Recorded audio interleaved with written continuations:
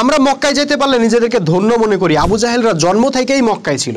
আমরা দাড়ি রাখি, জব্বা পরি, আরবের খেজুর খাই। আবু জাহেলদেরও দাড়ি ছিল, আরবীয় জব্বা ছিল, খাঁটি আরবের খেজুর খাইতো। আমরা কোনো কাজ শুরুর আগে বলি বিসমিল্লাহির রহমানির রহিম। আবু জাহেলরাও যখন কোনো কাজ শুরু করতো তখন বলতো বিসমিকা আল্লাহুম্মা।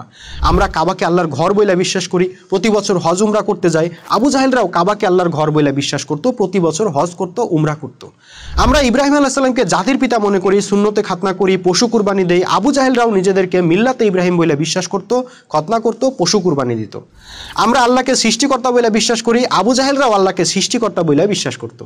কোরআনে আল্লাহ নিজেই এটা বলছেন। আমরা আল্লাহকে উপাস্য মনে করি, নিজেদের নাম আব্দুল্লাহ রাখি, আব্দুর রহমান রাখি। আবু জাহেলরাও নিজেদেরকে আল্লাহর উপাসক বলে বিশ্বাস করতো, সেজন্য নিজেদের নাম আব্দুল্লাহ, আব্দুর রহমান রাখতো। তাইলে আমরা ওদের থেকে আলাদা হইলাম কোন দিক দিয়ে? আপনি হয়তো বলবেন ওরা আল্লাহর বিধান মানতো না, ওরা আবু জাহেলের মতো ধর্ম ব্যবসায়ীদের নির্দেশ মানতো। তো আপনারা কি আল্লাহর বিধান মানেন? ওরা যেমন আল্লাহর উপাসনা করলো, আল্লাহর বিধান মানতো না, আবু জাহেলদের তৈরি বিধান মানতো, তেমনি আপনারাও তো আল্লাহর বিধান মানেন না। ব্রিটিশ প্রভুদের দেওয়া বিধানে আপনাদের রাজনীতি, অর্থনীতি, বিচার ব্যবস্থা চলে। তাহলে ওদের উপাসনা যদি ব্যর্থ হয়, আল্লাহ গ্রহণ না করেন, তাহলে আপনার উপাসনা ঠিক কোন কারণে আল্লাহ গ্রহণ করবেন একটু বলেন।